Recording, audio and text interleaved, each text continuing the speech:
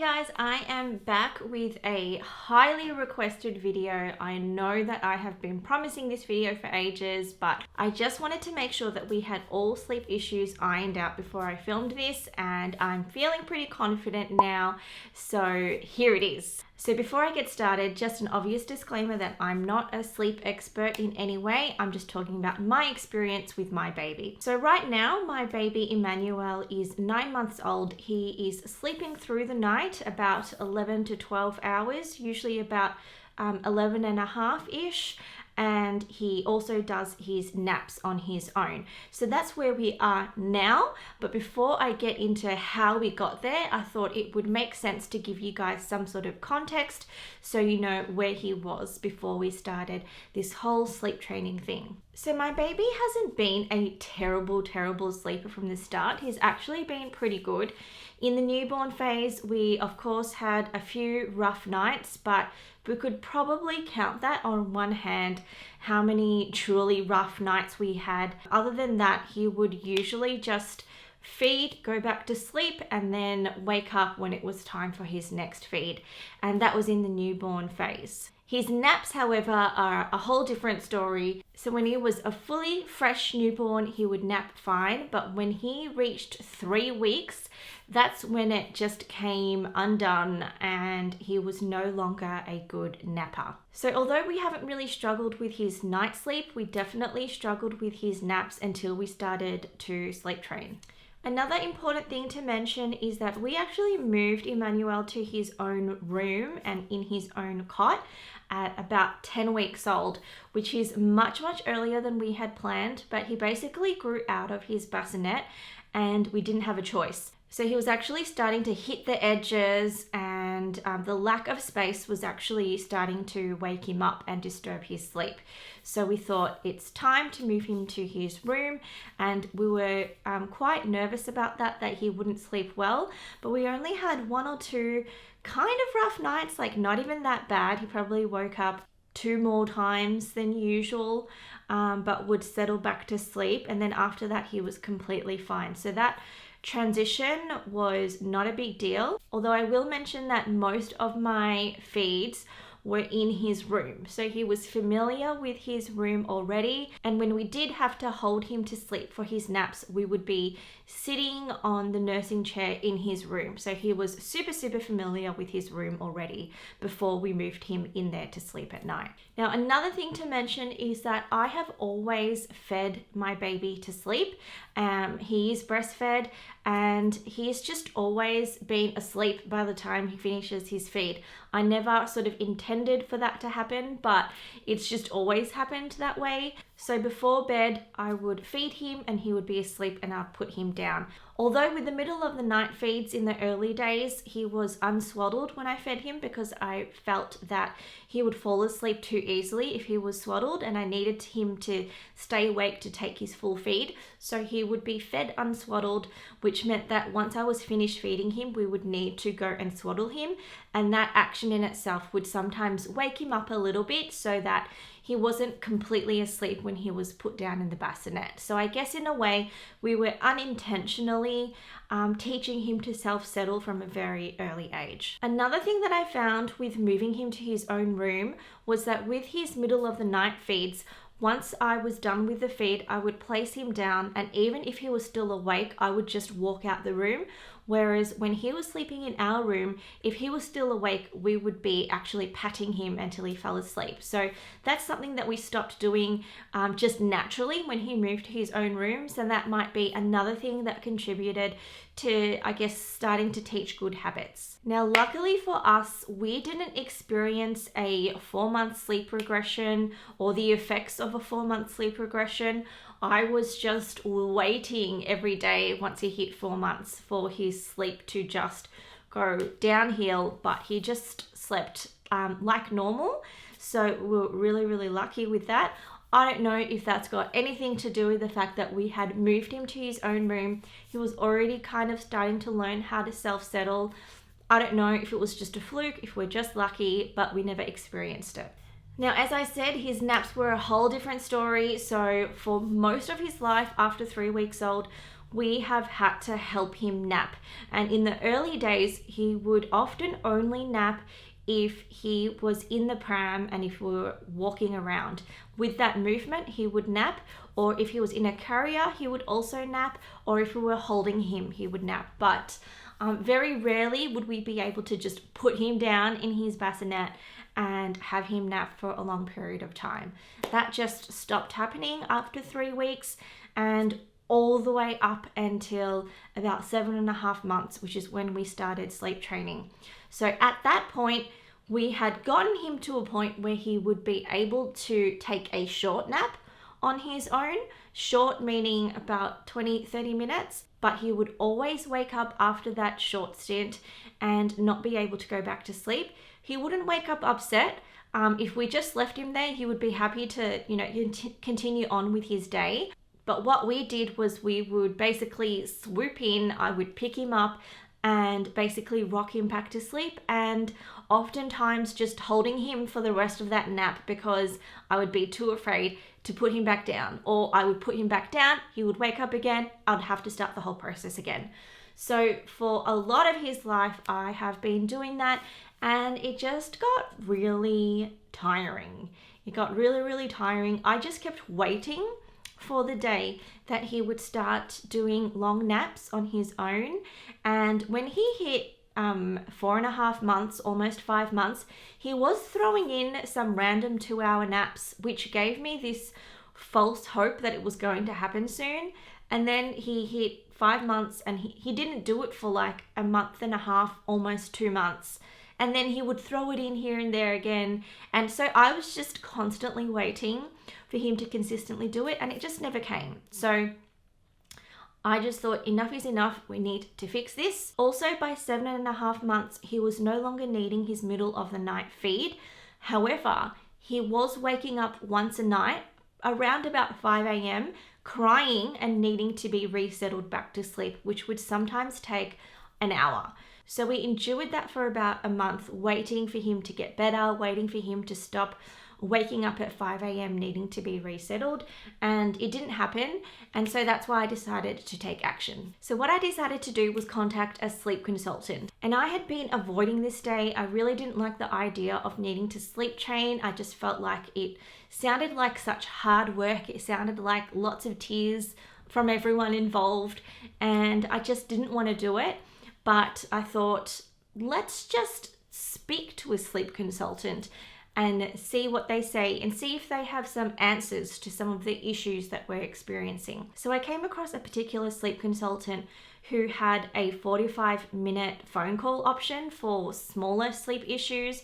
And so that kind of appealed to me because I didn't want to spend a whole bunch of money on a massive consultation if I didn't even know I was going to follow through. So if you're wondering who that was Melissa from Baby Sleep Code. I'll have her Instagram linked down below. But I found that she was really nice to talk to. So what I did was fill out a comprehensive form first, so that when I did have that phone call with her, she had all the background information already and we didn't have to waste time going through that. So the two main issues she pointed out was his schedule. So his schedule was off, which was affecting his night sleep. And she said we also needed to teach him how to resettle himself so that he would be able to take long naps on his own.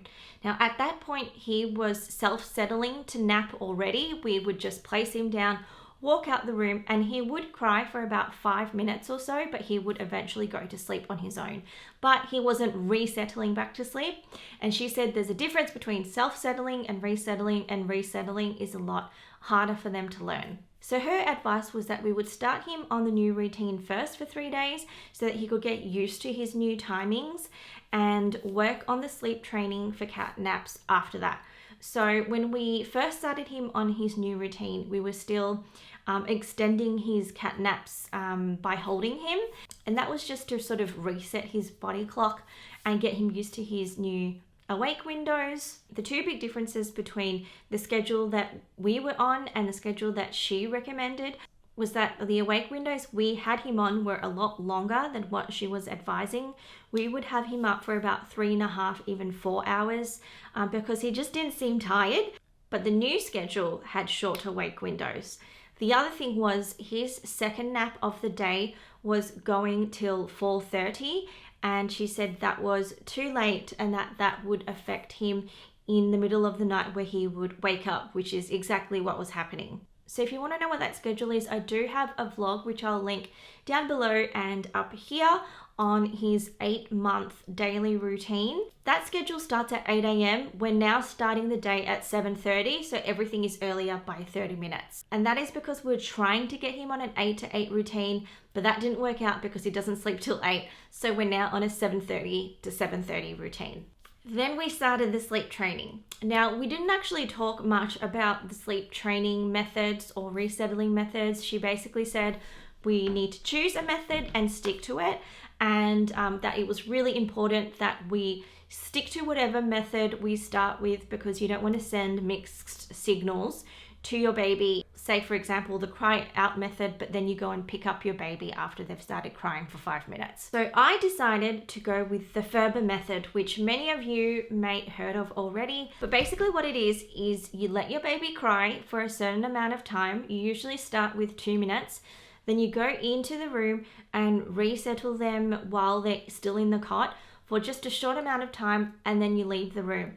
And then the next time you wake, the increments of time just go up. And with each day, those increments of time also go up as well. You're giving your baby a chance to settle themselves.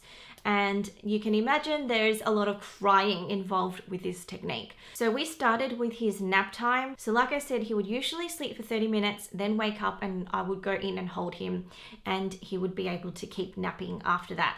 But with the Ferber method, obviously I wasn't able to do that. So he woke up after his initial usual 30 minutes, and then I went in and settled him, patted him for a bit, and left the room. And I followed the Ferber method for the whole duration of that nap time, which is supposed to be 2 hours. So for 1.5 hours, I followed the Ferber method, and for 1.5 hours, he cried his eyes out.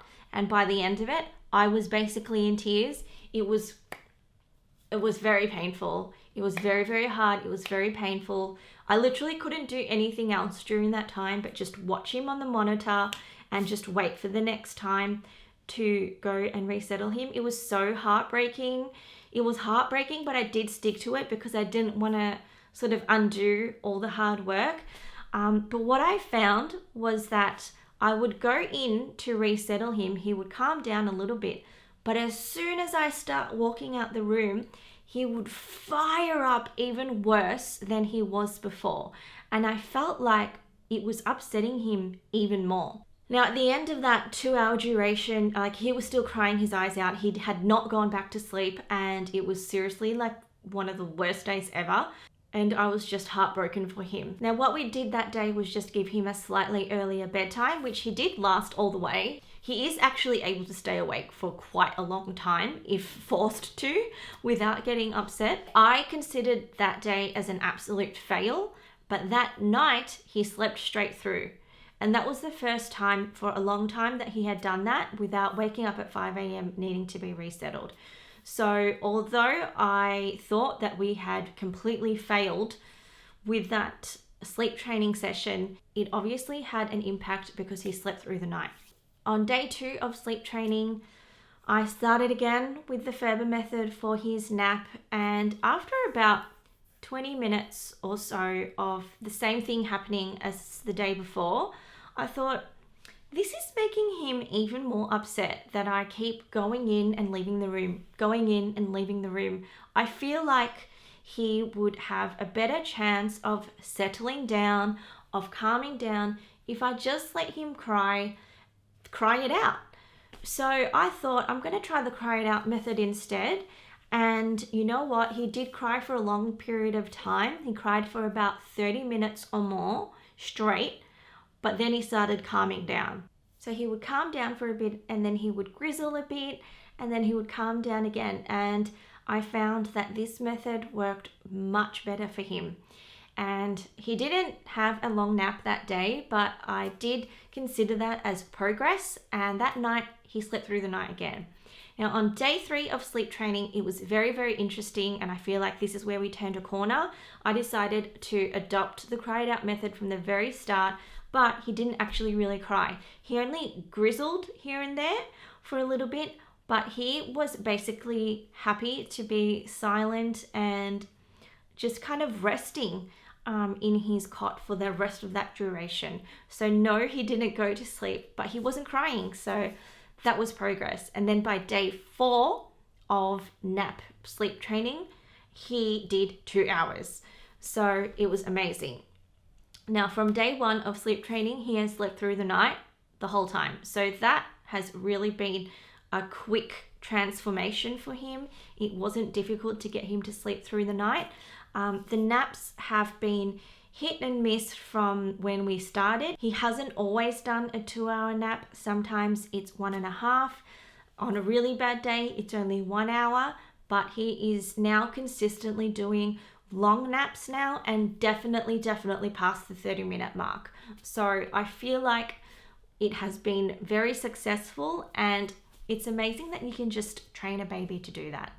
So that basically sums up our experience with sleep training. We're now on about day 46, and the only reason why I know that is because I've been keeping a sleep log, just so that if anything goes wrong, I can speak to my sleep consultant about it, or I can try and pick out patterns on what works well for him, what doesn't work well for him. So I am so happy that I decided to go down the sleep training route. It was definitely a painful few days, but it was so worth it. And now he sleeps through the night without any issue, and he's just got so much more confidence in resettling himself. So now I want to get on some tips for sleep training now that I've been through it myself, and then finish off with some Q&A with some questions that you've sent to me on Instagram.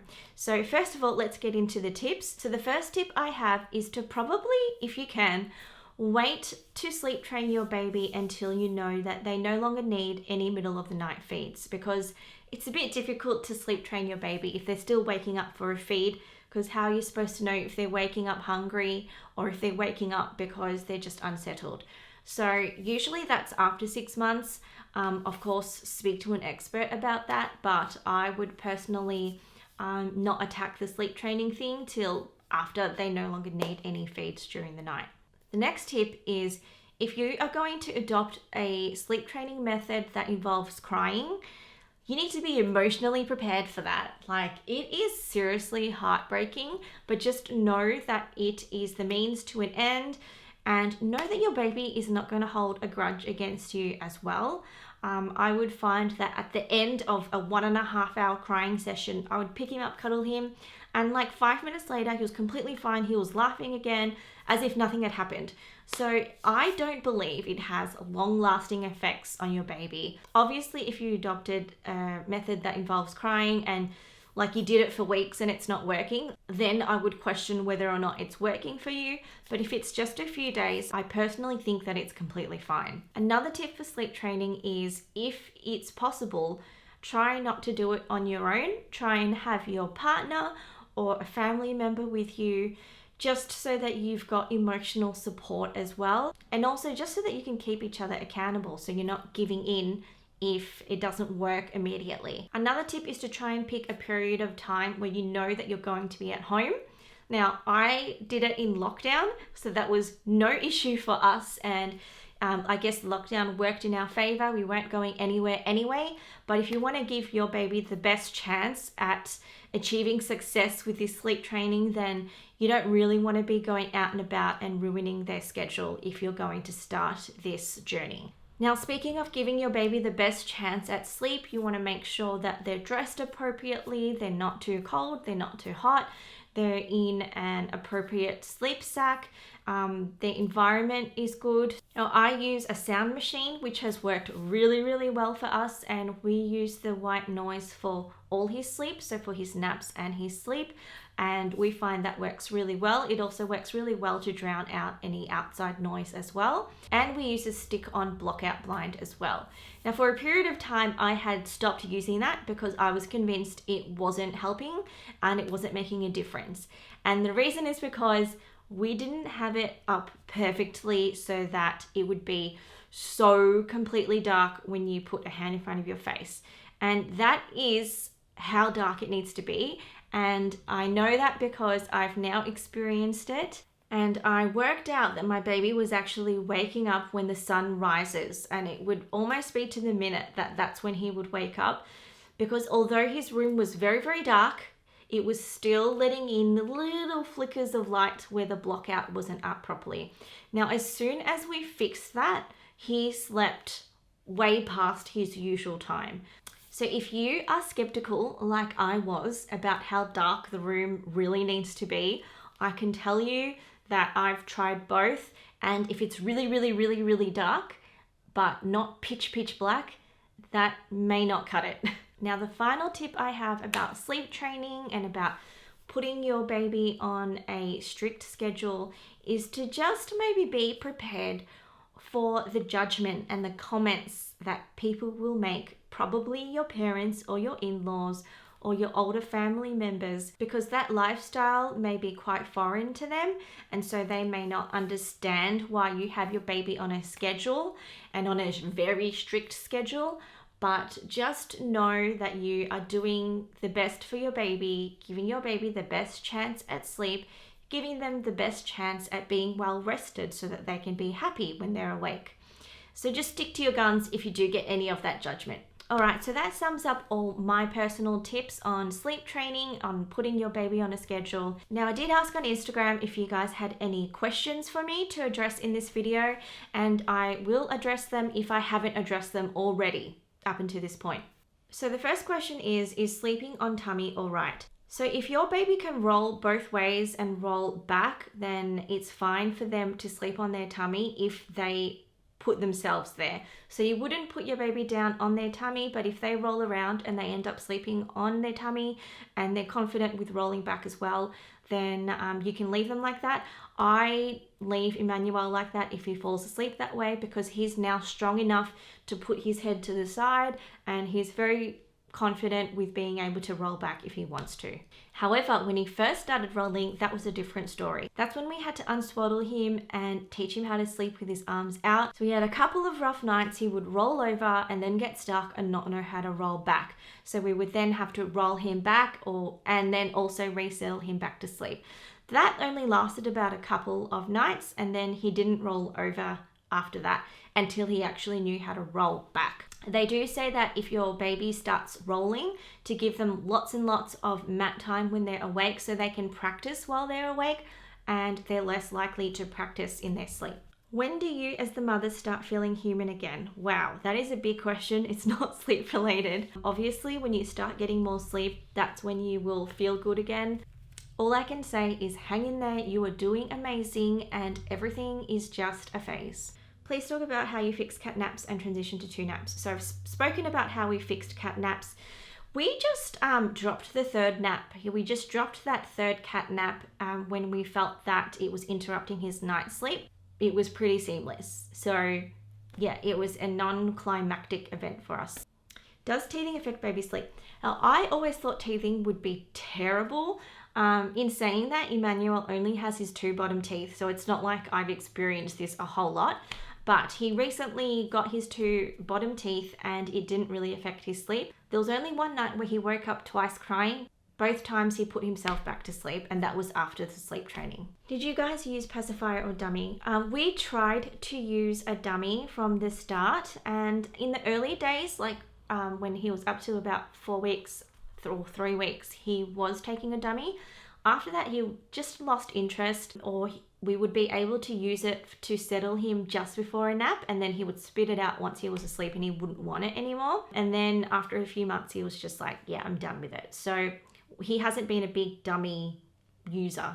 However, he does like sucking on his fingers, and he sucks on his fingers to self-soothe. Did he ever have false starts at bedtime?